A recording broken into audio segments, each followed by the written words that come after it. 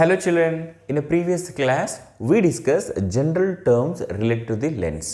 There we discussed what actually lens is and the types of lenses, that is in detail we discussed the nature of the convex lens and as well as concave lens, and even we discussed the important terms like optic center, radius of curvature, principal axis, focal points, focal planes, and even we discussed about the factors on which focal length of a given lens depends.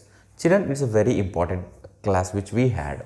So before going to watch this class, you must watch that class. If you have not watched, children, that link is given in the description. Kindly watch it, and after that you can watch this class, so that what will happen, you will understand more better way actually. Okay, fine. And today class, dear children, it is all about principal rays only.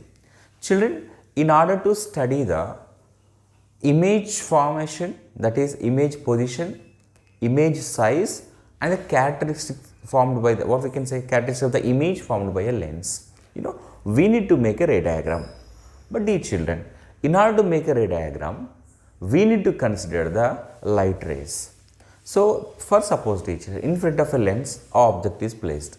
Then how many light rays will come towards the lens? Definitely n number of light rays will come. But dear children, means whatever the light rays which are coming towards the lens, all light rays will form the image after refraction, no doubt about it. But dear children, if we can consider the all light rays which are coming towards the lens, situation will become more complicated. So to make the situation simple and a comfort only, we are going to consider the few light rays. Those are called principal rays. Dear children, see, what are the maximum number of light rays required to make a ray diagram? Infinity. That is okay. But here, what are the minimum number of light rays required to make a ray diagram? Children, it is very, very important. Either it is a convex lens or a concave lens. Even same with mirrors also, dear children.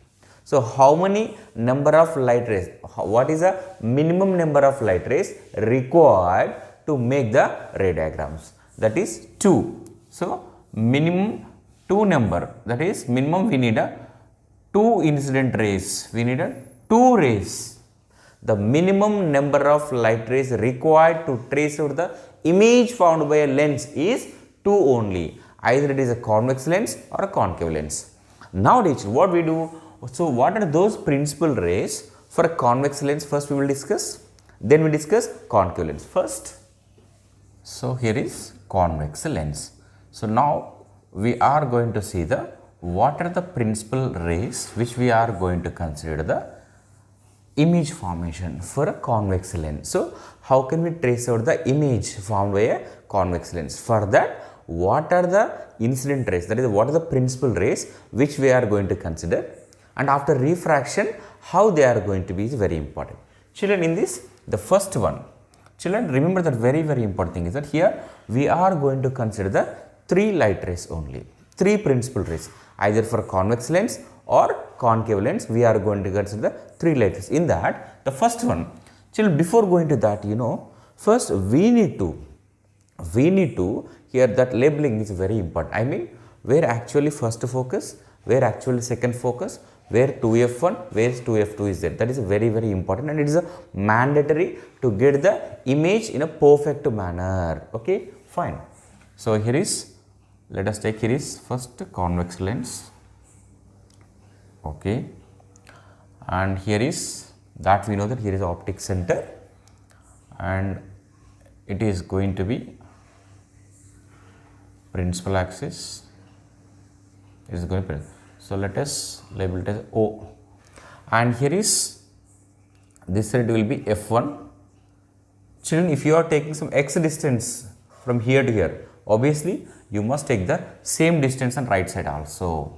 This is very, very important. It is F2, and again same thing from here, if it is x means again from here to here also x only. So then this is going to be 2f1.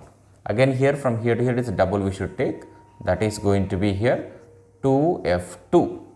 Fine, dear children. So now what is the first principal ray which we are going to choose? Children, look at here, this is a light ray.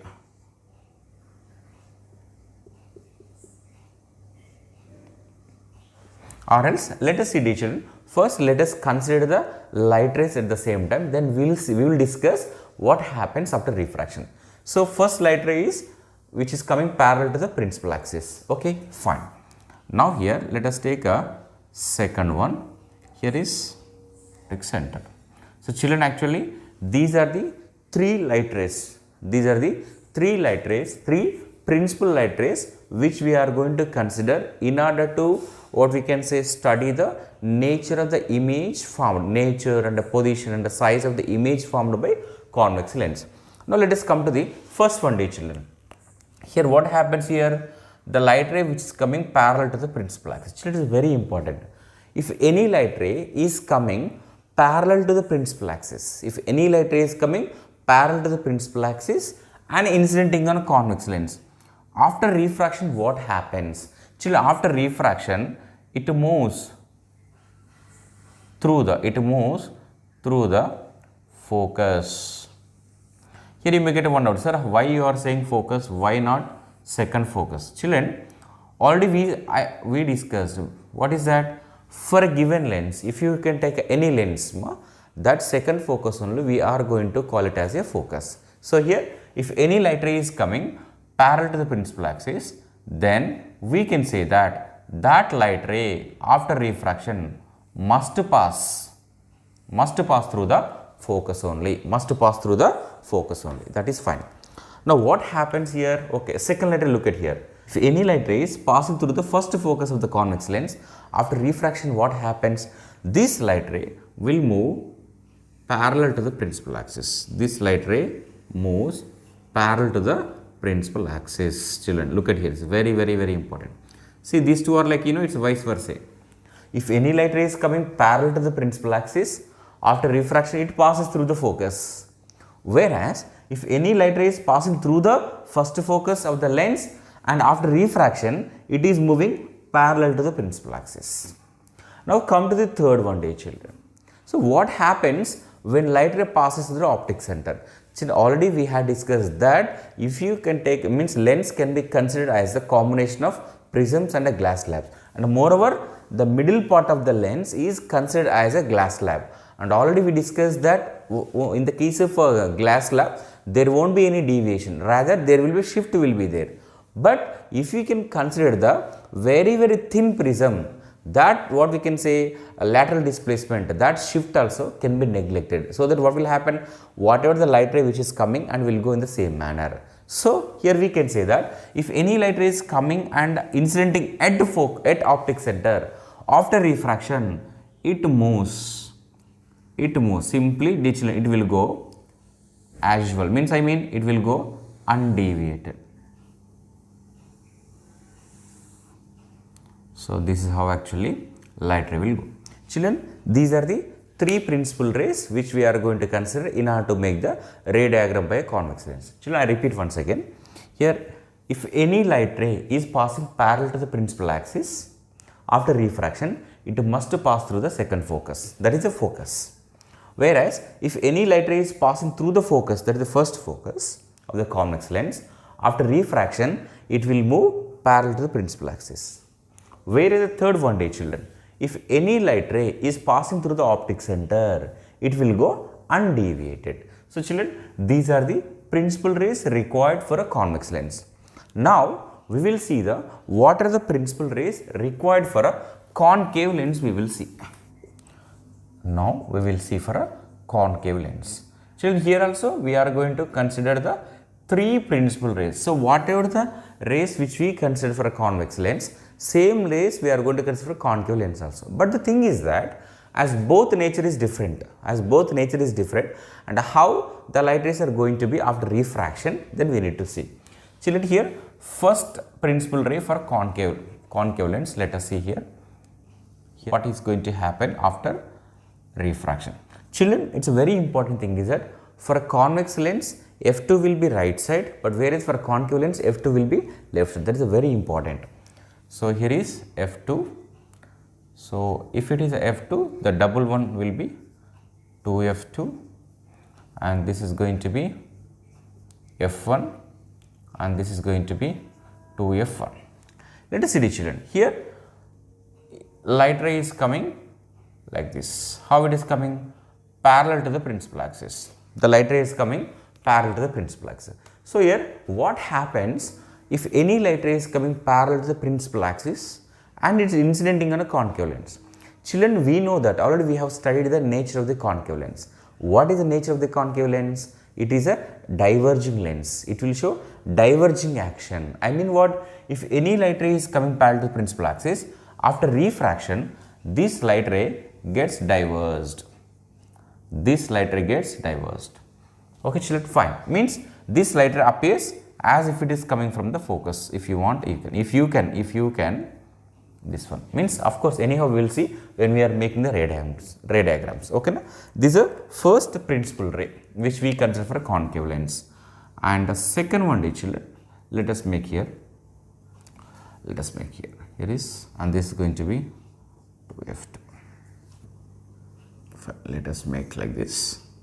Fine, children. Now, the light ray which is coming and incidenting like this. Look at here. This is how a light ray is coming. Means, if there was no lens here, it will go like through, let us say here is like a focus only. It will go through the focus. Children, try to understand. Means, it appears as if it passes through the focus. Such a light ray, after refraction, it will go parallel to the principal axis. Such a light ray will go parallel to the principal axis. So, children, if any light ray is coming in such a way that it appears as if it passes through the first focus of the concave lens, after refraction, it will go parallel to the principal axis. This is the second ray. Now, let us see the third ray. Let us consider here is 2f2. So, now as usual here, if any light ray is passing through the optic center, children, irrespective of lens, either it is a convex lens or a concave lens, because the middle part of the lens behaves like a very thin glass prism. So, whenever light passes through the very thin glass not glass prism, it is a glass slab, what happens? That shift is negligible. So, what happens? The way the light ray, how it is coming, like that only it will go, which means what? It will go undeviated. Children, it is same for convex lens as well as concave lens also. So, if any light ray is coming like passing through the optic center, after refraction, it passes like this. It passes means it will go undeviated. It will go undeviated. This is how actually light rays will be. Okay, children, these are the three principal rays which we are going to choose in order to study the nature, position and the size of the image formed by a concave lens. So, first one, teacher, look at here. If any light ray is coming parallel to the principal axis of concave lens, after refraction, it will get diverged. It appears as if it is coming from the focus. Means, when you extend back, it appears as if it is going to meet at f2. Whereas, second principal ray, dear children, so the light ray which is incidenting on a concave lens, such a way that it appears as if it passes through the first focus of the concave lens, but after refraction, it will go parallel to the principal axis. Whereas, the third one, dear children, the light ray which is passing through the optic center will go undeviated. Children, this is very important. I mean what? Irrespective of lens, either it is a convex lens or a concave lens, whatever it may be, if light ray is passing through the optic center, it will go undeviated. So, children, these are the important principal rays which we are going to consider in order to make a ray diagrams. Hope you have copied. Fine. Now, children, before going to discuss the formation of images, ray diagrams and all these things, let us think about what actually image is and the types of images. Very important, children. So, now we will discuss what is the image first of all. What is the image? What is the image and types of the images, and what is the difference between the types of the images? Children, first of all, image is nothing but a point. I can say that here is. It is a point. It is a point. It is a point where light rays will meet actually after refraction, or they appear to meet. I mean what is, children? Two chances are there. after refraction light rays may meet.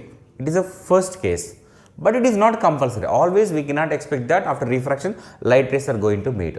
If not, what will happen? When they extend back, means after refraction if they are not meeting, then what we will do? We try to extend back. Then they appear to meet. Where they appear to meet? Definitely there should be a point, right? Yes, that point is only called actual image. So what is the image? The point where after refraction light rays will meet or appear to meet is called actually image. Children, here we have two types of images here. We have two types, means images of two types. Images of two types. So first one is, let us say, real image. First one is a real image. Second one is a virtual image. Second one is a virtual image. Now we will see what actually real image, how it is formed. Dear children, after refraction, means the light rays after refraction, if they are going to meet, so that image is formed. Such a image is called real image, which means what? Real image is formed. First point here regarding this, what we can say real image. What we can say? Real image is formed by actual meeting of light rays. I mean refracted light rays, by actual meeting of refracted light rays. Example I will tell you this. For suppose, here let us take, here is a convex lens. Anyhow, in detail we are going to discuss in the next class, but here for suppose here light rays are coming like this, and after refraction look at here. So are they meeting or not? Yes, they are meeting. Then the result, the image so called formed only we can call it as a real image. Means real image is formed by actual meeting of the light rays. But whereas come to the virtual image, then what is virtual image? Children, here virtual image is formed by the light rays which actually not meeting, but when they extend back only they appear to meet. Such a light rays only, I mean say children, in simple terms, the convergent light rays will give real image. Of course, it may not be possible in all cases, but just I am telling, divergent light rays can never meet. So when they extend back, they appear to meet. Such a rays will give virtual image. Example, children. Here let us see the example. So here is, let us take, here is a concave lens, and here the light rays are coming like this, and these light rays will get diverged because it is a diverging lens.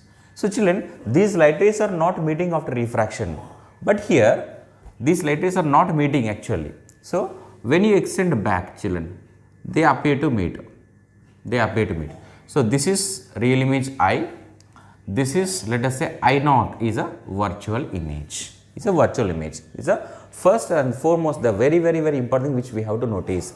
The real image is formed by actual meeting of the refracted rays, but whereas virtual image is formed by not meeting of, what we can say, actual meeting of refracted rays. The virtual image is formed by not actual meeting of the refracted rays. The second point regarding real image, dear children. So here as the light rays are meeting, here if you can put any screen, here suppose any screen is placed, dear children. For suppose here a screen is placed, then what will happen?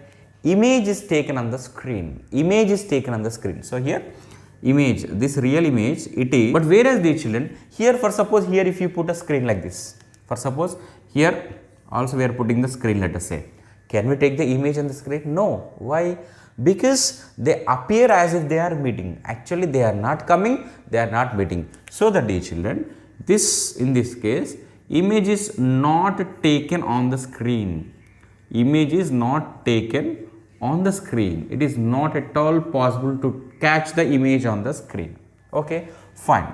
And here this image, real image, is always inverted. It is always inverted, whereas here virtual image is erected one. It is virtual image is erected one. Then the question is that which lens gives real image and which lens gives virtual image? It's very important. Okay, na? So no doubt about it, real image is given by only convex lens. Real image is given by only convex lens. But at the same time, you can't say that virtual image is given by only concave lens. Then it is wrong. Children, it's very important. So real image is found by only convex lens. It's a very important to understand. It means only convex lens forms real image. But whereas virtual image, dear children, it is concave lens and as well as convex lens also gives. convex lens. Children, it's very important. Real image is formed by only convex lens, but whereas virtual image is formed by concave lens and as well as convex lens also. Okay children, fine. So this information is needed. So whatever the information, I mean what are the topics which we discussed, that is the principal rays, what are the principal rays which we are going to consider and how they are going to be after refraction, and what is the image, what are the types of images, what is the difference between real image and virtual image. This information is very important in order to understand the ray diagrams by convex lens and even concave lens also. So that, dear children, so then what are the ray diagrams and how the image is going to be formed, what are the special cases, what are the characteristics, that we are going to discuss in a next class. Okay children, thank you so much, all the very best.